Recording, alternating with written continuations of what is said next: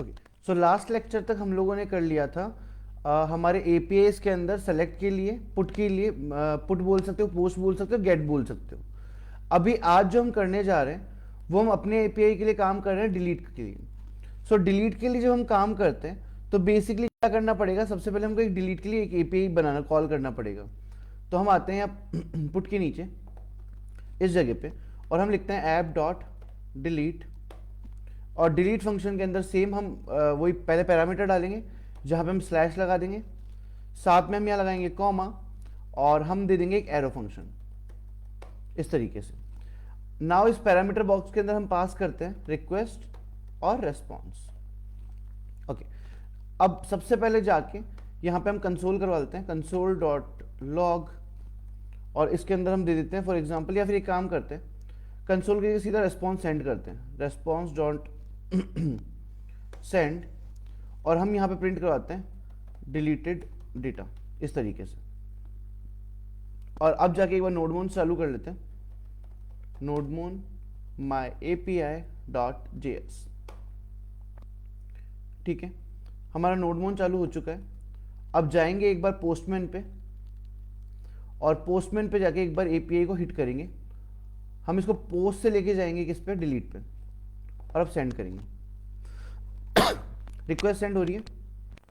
Okay, अभी हुआ क्या है, हमें एक पेज मिला है दैट इज 404 नॉट फाउंड करके।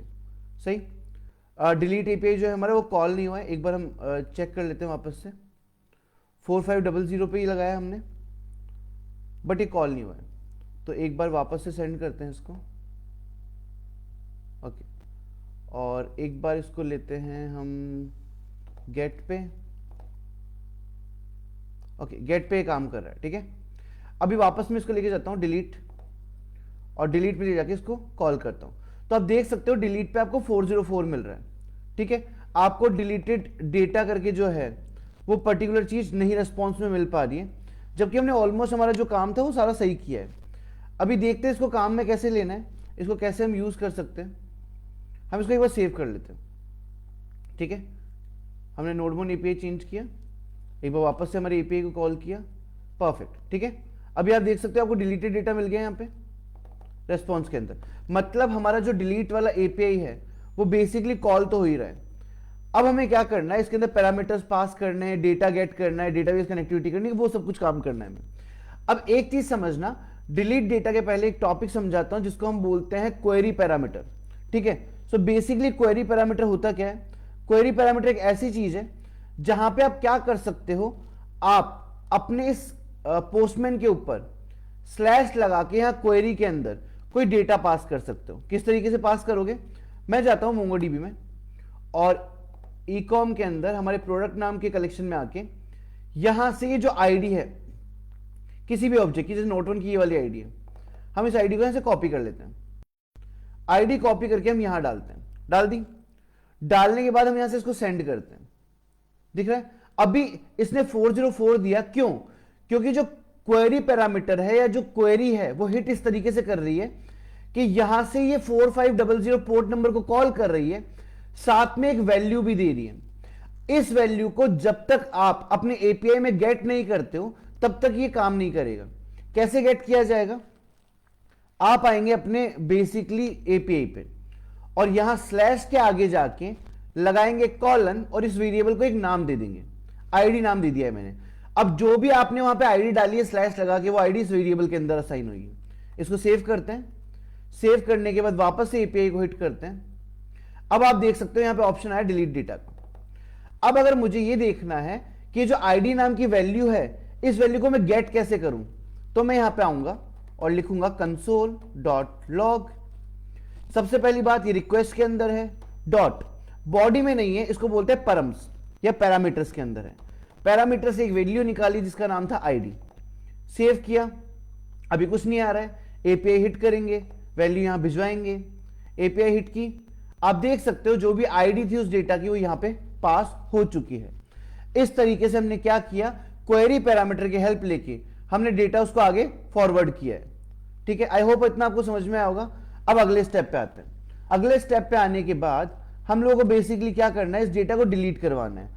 तो डेटा डिलीट करने के लिए हम लोगों को क्या करना पड़ेगा, सबसे पहले तो एक काम कर लेता हूं, इन एनी केस अगर ये काम ना करे, ठीक है, हमारा जो कॉन्सेप्ट हमने बनाया है वो काम ना करे, तो आप एक छोटा सा काम और कर लीजिए, आप यहां पे जाके ऊपर एक रिक्वायरमेंट डाल दीजिए जो आपको बाद में भी जरूरत पड़ेगी, that is const Mongo dB.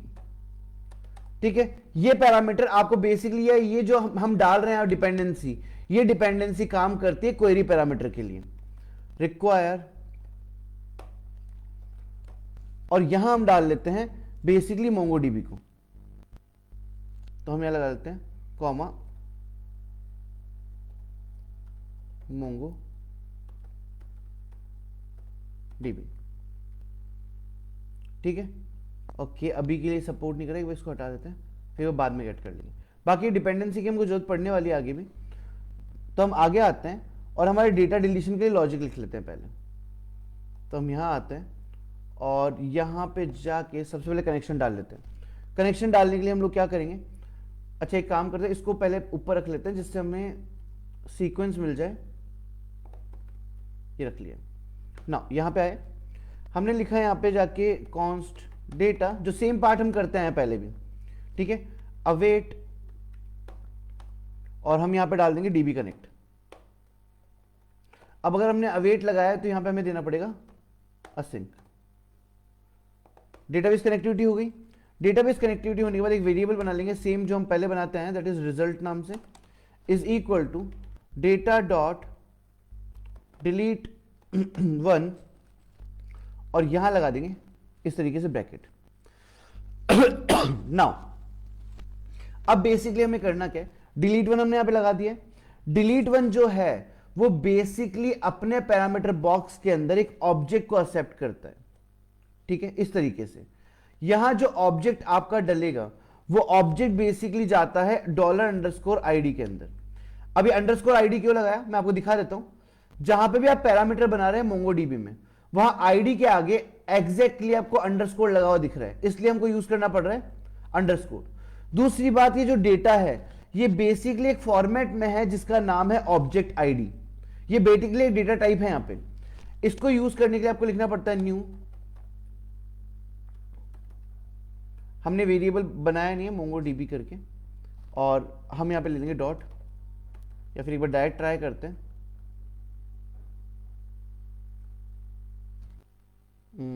Object ID आ रहा है, न्यू ऑब्जेक्ट आईडी, ब्रैकेट लगाया, और अब यहां डाला request dot params dot ID. इस तरीके से वापस समझाता हूं, ये जो डिलीट 1 फंक्शन है ये अपने अंदर एक पैरामीटर होल्ड करता है, जो पैरामीटर का नाम है अंडरस्कोर आईडी।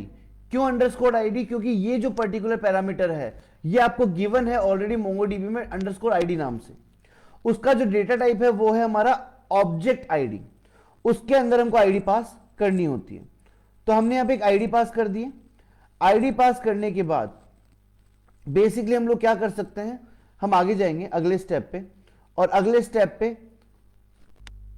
इसका रेस्पॉन्स डॉट सेंड थोड़ा सा पास में ले लेते हैं इस तरीके से, परफेक्ट। और ये देख लेते हैं हमारा ब्रैकेट क्लोज हो रहा है, एक बार इसको सेव करके चेक कर लेते हैं। परफेक्ट, सेव हो गई है, कोई एरर हमारे पास अभी तक आई नहीं है। अब हम आईडी जो डिलीट कर रहे हैं वो देख लेते हैं, आईडी किसकी है, नोट 1 की है, MI20 प्राइजेस की। हम यहां जाएंगे, हम यहां से जाके एक बार सेंड करेंगे वापस से, इसने बोला डेटा डिलीटेड। अब हम जाएंगे हमारे नोड पे, इसको सेव करेंगे, ठीक है, और जाके चेक करेंगे वापस फाइंड पे क्लिक करके। आप देख सकते हो होपफुली शायद एक डेटा डिलीट हो गया। हम कोई और डेटा डिलीट करके देखते हैं एक बार। हम एक बार ये वाली आईडी डिलीट करते हैं, मैंने यहां से एक आईडी हटा देता हूं, दूसरी आईडी डाल देता हूं, सेंड करता हूं, इससे बोला डेटा डिलीटेड, सेव किया, एंड एक बार फाइंड पे वापस क्लिक किया। देख रहे हो आपका जो डेटा था वो डिलीट हो चुका है। जैसे ब्लैंक डेटा, 2 डेटा हो रहा है हमारे पास यहाँ पे, एक बार दोनों ब्लैंक डेटा डिलीट करवा देते हैं। यहाँ गए, हमने क्वेरी पैरामीटर के अंदर आईडी चेंज करी, सेंड किया, और यहाँ पे आके एक बार फाइंड कर लेते हैं, गया, एंड ये भी डिलीट करते हैं, जिससे हमारा डेटा भी क्लीन हो जाएगा। यहाँ पे आईडी पास करते हैं, सेंड करते हैं, और सेंड होने के बाद रिफ्रेश कर लेते हैं। परफेक्ट। सो इस तरीके से हमारा जो आज वाला एपीआई था डिलीट एपीआई, वो इस तरीके से काम करता है। ऑलमोस्ट हमने बेसिक फॉर्मेटिंग के अंदर delete, put, post and get चारों एपीआई कन्वर्ट कर लिए, चारों एपीआई देख लिए। होपफुली शायद आपको समझ में आया होगा कि क्वेरी पैरामीटर क्या होता है और हमारा जो बेसिकली काम है डिलीट एपीआई का वो कैसे काम करता है। So thank you so much for this lecture.